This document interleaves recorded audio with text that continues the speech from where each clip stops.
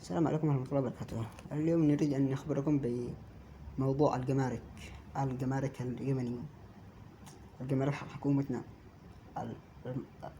القصقصيصو، الجمارك القصقصيصو اللي لا معك كرتون ب10,000 يضرب على 20,000. تمام. وين هي وين تسرح؟ احنا الشعب اليمني قاوي، العالم تقريبا ان احنا ما يتنقول اللي 18 سنة ما تغديش ولا تأكل. تحسبون أنا كذب؟ أدي لكم دليل وأحلف لكم أنتم 18 سنة لا أكل ولا شرب،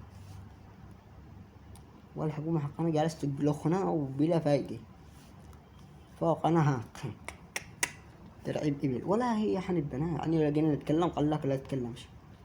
ماشي ندري ليه حق أنا مواطن رجال، أنا مواطن رجال أشي أدري عايش بين العذاب مقعقع وبلادي تدخل بها سلاحنا. كيف تجي نسكت؟ كيف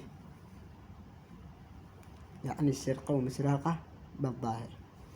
سرقة أنت تدخل داخل الجمارك ما لكش احترام، لا أنت ولا عائلتك، ولا يعني احترام لعائلتك تقول أنت وعائلتك ما لكش احترام. تعال الساعة 2 1 3 بالليل وأنت محمل بضاعة، يا أخي ما خارجك في السعر، عمل لي إنزال بالبضاعة شاقوم يروح لي وسد أنت صاحب البضاعة معي أنا نسوان معي.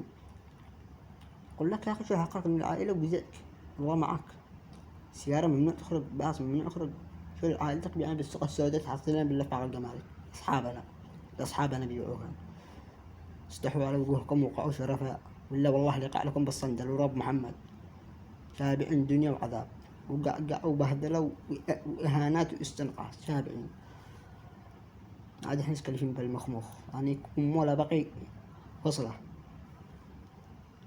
بقى اللي مفتالة ومخنافة الظاهرة لقاوي أين الدين؟